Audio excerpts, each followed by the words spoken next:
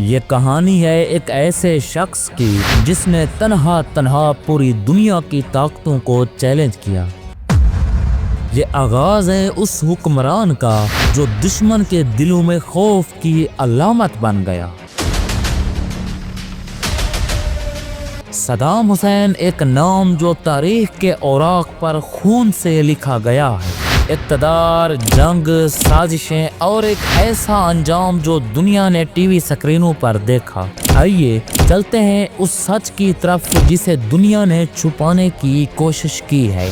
ناظرین اکرام، Saddam Hussein 28 April 1937 کو عراق کے شہر تکریت کے ایک نوئی گاؤں الاوجا میں پیدا ہوا۔ یہ علاقہ غریب، پسماندہ اور قبیلئی جھگڑوں سے بھرپور تھا۔ صدام حسین کا باپ اس کی پیدائش سے پہلے ہی لاپتہ ہو گیا یا مارا گیا۔ اس بارے میں آج بھی کوئی یقینی بات نہیں۔ ناظرین اکرام، صدام حسین کی والدہ ثباتہ الطفا ایک سخت مزاج اور روایتی عرب عورت تھی جنہوں نے صدام حسین کو ایک کٹن ماحول میں پالا۔ بچپن میں صدام حسین کو تعلیم سے زیادہ لڑائی جھگڑوں کا سامنا کرنا پڑا۔ اسے غربت، بھوک اور تنہائی نے ایک عجیب سخت مزاج شخصیت میں ڈھالنا شروع کر دیا۔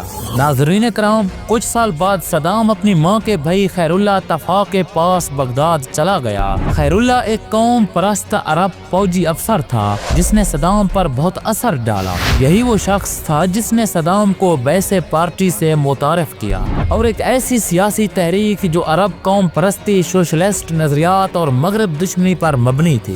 ناظرین اکرام، صدام حسین نے 1957 میں بیسے پارٹی میں باقاعدہ شمولیت اختیار کی اور صرف 20 سال کی عمر میں سیاست کا وہ راستہ اختیار کیا جس نے اسے آگے جا کر عراق کا سب سے طاقتور انسان بنا دیا۔ 1959 میں صرف 22 سال کی عمر میں صدام حسین نے عراق کے اس وقت کے وزیر اعظم عبدالکریم قاسم کو قتل کرنے کی کوشش کی۔ یہ اس کی زندگی کا پہلا سب سے بڑا قدم تھا، مگر افسوس یہ کوشش اس کی ناکام ہوئی۔ کئی لوگ زخمی ہوئے اور صدام خود بھی زخمی ہو گیا، مگر بچ نکلا۔ وہ فرار ہو کر مصر چلا گیا جہاں اس نے مزید تعلیم حاصل کی اور اپنی نظریاتی سوچ کو مزید پختہ کیا۔ یہاں سے صدام حسین کی زندگی کا اگلا باب شروع ہوتا ہے جب وہ واپس عراق آتا ہے اور اقتدار کے ایوانوں تک پہنچتا ہے۔